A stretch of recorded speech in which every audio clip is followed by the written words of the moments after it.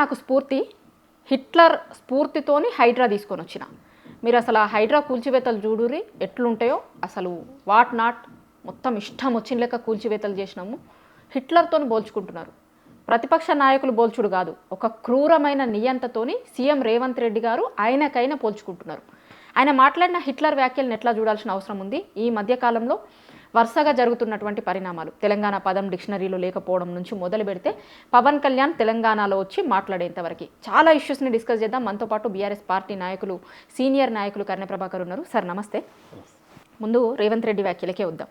రేవంత్ రెడ్డి మాట్లాడిన మాటలను ఎట్లా చూస్తారు? యాజ్ ఏ బీఆర్ఎస్ పార్టీ నాయకుడిగా కావచ్చు, యాజ్ ఏ ఉద్యమకారుడిగా కావచ్చు. అంటే సహజంగా ఏం జరుగుతుందంటే ఎవరికి వాళ్ళు తమని ప్రమోట్ చేసుకుంటున్నప్పుడు డెఫినెట్గా ఒక ఆదర్శవంతంగానే ప్రమోట్ చేసుకుంటారు.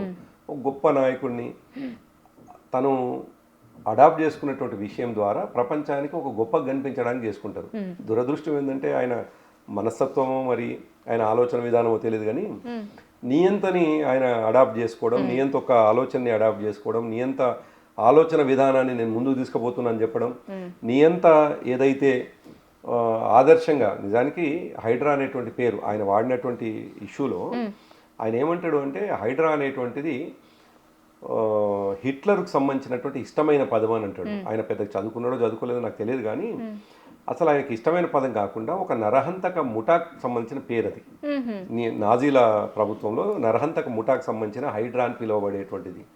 సో నరహంతక ముఠా హైడ్రా అనేటువంటి పేరుని నాకు ఇష్టము అనేటువంటి మాట్లాడుకోవడం చాలా దురదృష్టకరం. అసలు ఎవరు కూడా, ఏ నాయకుడు కూడా ఈ దేశంలో ముఖ్యంగా అంటే ప్రజాస్వామ్య పద్ధతిలో ముందుకు పోదాము, ప్రజలకు అనుకూలంగా ఉందామనుకునే వాళ్ళు ఎవరు కూడా ఆ పని చేయరు. ముఖ్యంగా ఇంకోటి ఏం చేస్తారంటే ఎవరైనా సహజంగా ఒక పేరు బయట ప్రజల నుంచి వచ్చినట్లయితే దానికి ఒకరు టైగర్ అని పిలుస్తారు, ఒకరిని నువ్వు పులివి అని అంటుంటారు, నువ్వు రాజులాగా ఉన్నావు అని అంటుంటారు, నువ్వు చాలా గొప్పవాడు అని బయట వాళ్ళు అంటుంటారు. గొప్పవాడినా కాదా అని ఎట్లా గ్లోరిఫై చేసుకుంటాడో తర్వాత విషయం. కానీ విచిత్రం ఏంటంటే రేవంత్ రెడ్డి నేనే హిట్లర్ని ఆయనే చెప్పుకున్నాడు, ఎవరు అనలేదు. ఏ ప్రతిపక్ష నాయకుడు ఎవరైనా అంటేనేమో నువ్వు హిట్లర్ లాగా ఉన్నావు అంటే నేను హిట్లర్లే అంటేనేమో బాగుండే, సహజంగా నా పని విధానంలో ఈ హిట్లర్ మీకు అనిపిస్తే తప్పులేదు అని అనవచ్చు. కానీ ఆయన దురదృష్టం ఏంటంటే ఆయననే తను చేస్తున్న పనుల మీద తను హిట్లర్ని సంబోధించుకుంటూ హిట్లర్కు ఇష్టమైన పదం హైడ్రా అని చెప్పేసి ఒక నరహంతక ముఠాకు సంబంధించినటువంటి పేరుని అడాప్ట్ చేసుకోవడం అనేటువంటిది ఆయన మానసిక స్థితికి అద్దం పడతా ఉంది. నాకు తెలిసి దేశంలో ఇప్పటివరకు స్వాతంత్రం వచ్చిన నుంచి మొదలుకొని లేదు, ఆనాడి అడాప్ట్ హిట్లర్ నుంచి వెళ్ళి ఈ రోజు వరకు ఏ ఒక్క మనిషి కూడా హిట్లర్ని ఆదర్శవంతమైన నాయకుడు అని చెప్పలేదు. ఎందుకంటే మనం ప్రపంచంలో చూసినాం, ప్రపంచ చరిత్రలో ముస్సోలి కావచ్చు, గడాఫీ కావచ్చు, అదేవిధంగా ఈదీ అమీన్ కావచ్చు, హిట్లర్ని ఎవరు కూడా మాకు ఆదర్శం అని చెప్పి చెప్పరు. ఏదో పెద్ద మిలిటెంట్ ఆర్గనైజేషన్ సంబంధించినటువంటి వాళ్ళు, ప్రజలతో సంబంధం లేనటువంటి వాళ్ళు, ప్రజా సమస్యల్ని పట్టించుకున్నటువంటి వాళ్ళు, ప్రజలకు ఎన్నడూ కనెక్ట్ కానటువంటి వాళ్ళు మాట్లాడేటువంటిది. మరి ఒక ప్రజలతో ఎన్నుకున్నటువంటి రేవంత్ రెడ్డి ఈ విధంగా మాట్లాడడం అనేటువంటిది ఎంత అభ్యంతరకరం. ఆయన దాన్ని ఎట్లా గ్లోరిఫై చేసుకుంటాడు, ఏ విధంగా చెప్పుకుంటాడు అనేటువంటిది అయితే డెఫినెట్గా ఆయన జీవితకాలంలో ఒక పెద్ద మాయని మచ్చ ఆయనకి ఒక రాజకీయ నాయకుడుగా. సరే ఆయన పదే పదే ఒక మాట చెప్తా ఉంటాడు, నేను జెడ్పీటీసీ నుంచి వెళ్ళి నిన్నటి సభలో కూడా అన్నట్టున్నాడు, నేను జెడ్పీటీసీ నుంచి వెళ్ళి ముఖ్యమంత్రి దాకా అయినని.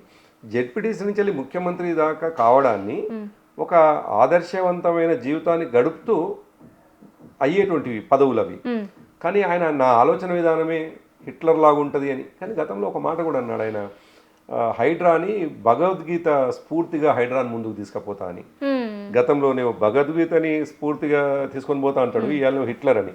అంటే ఒకదానికి ఒకటి సంబంధం లేకుండా తను డెలివరీ చేస్తున్నటువంటి పదం ద్వారా వచ్చేటువంటి కాన్సిక్వెన్సెస్ ఏంటివి, దాని మీద ప్రజలకు ఎటువంటి ఇంపాక్ట్ పడుతుంది అని. నిజమే, ఎటువంటి ప్రజలతో సంబంధం లేకుండా ఒక మిలిటెంట్ ఆర్గనైజేషన్ నడుపుతున్నటువంటి వాళ్ళు అట్లా మాట్లాడితే అర్థం ఉంది. కానీ ప్రజల చేత ఎన్నికైనటువంటి ఈ రాష్ట్ర ముఖ్యమంత్రి యొక్క ఆలోచన విధానము, అందులో పక్క రాష్ట్రంలో జరిగినటువంటి ఒక కాంక్లేవ్లో ఒక సీనియర్ జర్నలిస్ట్ ముందు కూర్చొని మాట్లాడుతున్నప్పుడు నిజానికి ఆ సీనియర్ జర్నలిస్ట్కు ఉన్నటువంటి అనుభవము ఈయనకు అసలు మ్యాచే కాదు. ఆయన్నే ఆశ్చర్యపోయినాడు. ఈయన చాలా విచిత్రంగా హిట్లర్ని కోడ్ చేసుకుంటూ హిట్లర్కు ఇష్టమైన హైడ్రాని అడాప్ట్ చేసుకుంటున్నాడు అని రామ్ గారే ఆశ్చర్యపోయినాడు. అందుకే పరిపక్వత లేకపోవడం అనేటువంటిది ఆయనలో ఉన్నటువంటిది. అటువంటి ముఖ్యమంత్రిగా ఉన్నటువంటి సందర్భంలో అక్కడికి వచ్చినటువంటి వాళ్ళు, కాంక్లేవ్కి వచ్చినటువంటి వాళ్ళు చాలా ఆశ్చర్యపోయినటువంటి సందర్భం. పక్క రాష్ట్రంలో ఇటువంటి ముఖ్యమంత్రి హిట్లర్ని ఆదర్శంగా తీసుకుంటారా, ఆయన ఆశయాలను కొనసాగిస్తామన్నట్టుగా మాట్లాడతారా అనేటువంటిది. సరే, మీరు ఇంతకుముందు చెప్పినట్టుగా హిట్లర్ ఆలోచనలతో నేను ముందుకు పోతా అని అనుకున్నప్పుడు నిజమే కనిపిస్తున్నది కూడా అదే. ఒకవైపు చాలా స్పష్టంగా ప్రైవేటు కేసులు ఉన్నాయి కొన్ని చెరువుల మీద, ప్రైవేట్ వాళ్ళు ఓన్ చేసుకుంటున్నారు, ఇది మా భూమి అని చెప్పేసి. మరోవైపు అది ప్రైవేటుగా తేలుతుందని తెలిసి కూడా ప్రభుత్వ సొమ్ముని తీసుకుపోయి దాని మీద ఖర్చు పెట్టి ఇవాళ సుప్రీంకోర్టు తీర్పు ఇచ్చింది వాటిని తీసేయండి అని చెప్పేసి. ఆ సంపద ఎవరిది? ప్రజల సంపద కదా. ప్రజల సంపదని నువ్వు ఇష్టం వచ్చినట్టు ఖర్చు చేసే హక్కు నీకు ఎక్కడిది? నీకు నువ్వు పోల్చుకో, ఈది అమీన్ని పోల్చుకో, అడాఫ్ హిట్లర్ని పోల్చుకో, గడాఫీని పోల్చుకో, ముస్సోలిని పోల్చుకో, మేమేమి ఇబ్బంది పడవు. బాధ ఎక్కడ పడతావు అంటే మాకు ఎటువంటి ముఖ్యమంత్రి ఉండని ఈ నిమిషానికి బాధపడుతుండొచ్చు, కానీ నీకు నువ్వు ఏమన్నా పోల్చుకో. కానీ నువ్వు హిట్లర్ లాగా మారి హిట్లర్ ఆలోచనలు దాని మీద ఖర్చు పెట్టడానికి ఆలోచిస్తే ఎట్లా? అదేవిధంగా హిట్లర్గా మారి ఈ బుల్డోజర్ని పేదవాళ్ళ ఇండ్ల వైపు తీసుకుపోవడం అనేటువంటిది. అంటే ఆయన చెప్తున్నట్టుగానే నేను హిట్లర్ ఆలోచనలు ఉన్నాయి, నరహంతక ముఠాగా మారి హైడ్రా పేరుతో పేదవాళ్ళ ఇళ్ళని కూరుస్తా అనేటువంటి మాట చెప్తున్నాడు, ఆచరణలో కూడా చూపిస్తున్నాడు. కాబట్టి ఇది ఈ రాష్ట్రానికి మంచిది కాదు, ఒక డిజాస్టర్. ఎవరొస్తారు పెట్టుబడులు? ఈ రాష్ట్రం ఎందుకు ఇవాళ ఇంత బాధతో ఉన్నది? ఏ వర్గం చూసినా, ఈ వర్గము ఆ వర్గం కాదు, గ్రామీణ ప్రాంతపు సామాన్యుడి నుంచి వెళ్ళి హైదరాబాదులో వేల కోట్ల ఇన్వెస్ట్మెంట్ చేసేటువంటి పెట్టుబడిదారుల వరకు కూడా ఒక రకమైనటువంటి ఒక సంక్షోభము, ఒక విధమైన గందరగోళంలో ఉన్నారు. దానికి కారణం ఈయనకు అపరిపక్వత, ఎటువంటి అనుభవం లేని వ్యాఖ్యల వల్లనే. సరే, నువ్వు రొటీన్గా పాలిటిక్స్ చేసుకొని పోయి రొటీన్గా గవర్నెన్స్ చేసినా బాగుండనేమో, అట్లా కాకుండా లేని విషయాలను ఆపాదించుకొని తద్వారా ప్రజల మీదకి అది ఇంపోజ్ చేయడమే దురదృష్టం. అందుకే ఇటువంటి పదాలన్నీ కూడా వస్తూ ఉన్నాయి. అంటే హిట్లర్ అనగానే నియంత, ఒక క్రూరంగా పాలించిండు అనే పేరు ఉంటుంది. ఒక ప్రజాస్వామ్య దేశం మనదేం ఇది కాదు, ప్రజాస్వామ్య దేశం. ఒక ప్రజాస్వామ్య దేశంలో ప్రజలతోని ఎన్నుకోబడ్డ ప్రభుత్వానికి అధినేత అయినటువంటి అతను హిట్లర్తోని పోల్చుకోవడాన్ని ఎట్లా చూడాలి? అదే ఆయన మానసిక స్థితికి అది అద్దం పడుతూ ఉంది. మేము ముందు నుంచి చెప్తున్నట్టుగా ఆయన ఒక్కొక్క సందర్భంలో ఒకటి అసెంబ్లీలో ఉండి అసెంబ్లీ పక్ష నాయకుడిగా అంటే ముఖ్యమంత్రిగా అసలు సభ ఎట్లా జరగాలనేటువంటి విషయం క్లారిటీ లేకుండా సభలో తోడుకలు తీస్తా అంటాడు, బట్టలు కొడతా అంటాడు. అంటే అసలు ప్రభుత్వాధినేతగా అదే పదాలు, ప్రతిపక్ష నాయకుడిగా అదే మాటలు, ప్రజల దగ్గర పోయినప్పుడు ఉపన్యాసాల్లో అవే విషయాలు. దీంతో అతను ఒక పరిపక్వత లేని ముఖ్యమంత్రి ఈ రాష్ట్రానికి ఎన్నిక కావడం ఈ రాష్ట్ర ప్రజల దురదృష్టకరం. ఆయన మాట్లాడేటువంటి మాటల ద్వారా ఈ రాష్ట్ర ప్రజల యొక్క అంటే జీవన విధానంలో మీద కూడా ఎఫెక్ట్ పడుతుంది.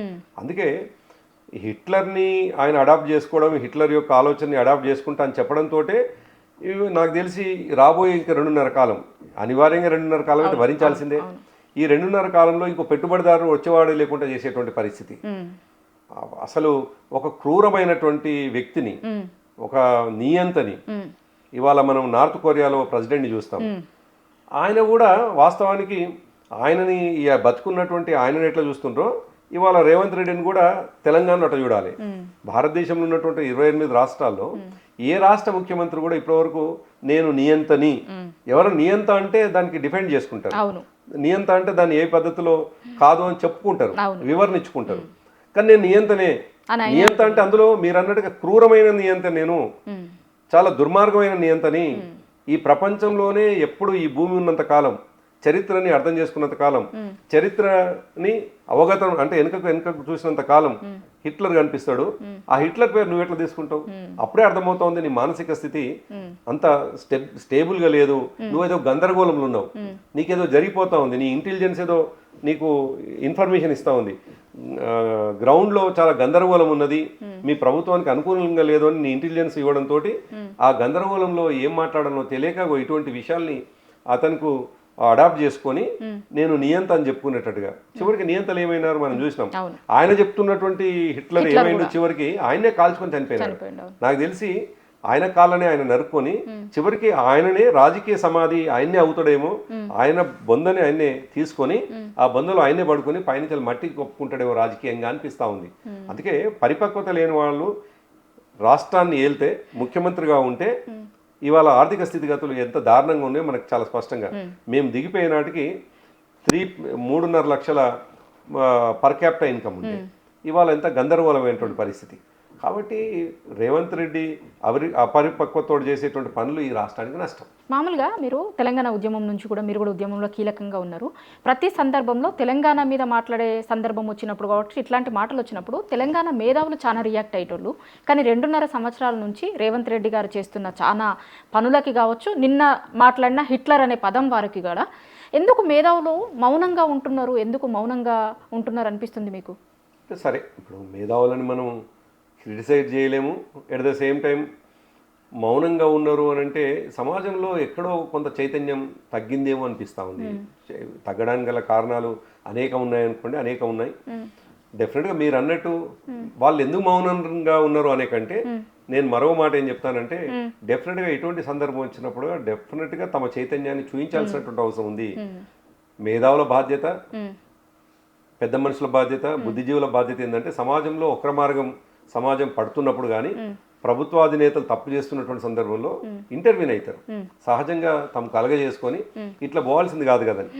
మరొక మాట కూడా అనిపిస్తుంది నాకు, ఒక నిర్లిప్తతలో అందరిలో ఉందేమో అనిపిస్తుంది. ఏం చెప్పినా చెవిటోడు ముందల శంఖమూదినట్టు ఉందేమో అనేటువంటి బాధ మీరు అనేటువంటి మేధావుల్లో బుద్ధిజీవుల్లో కూడా ఉందేమో.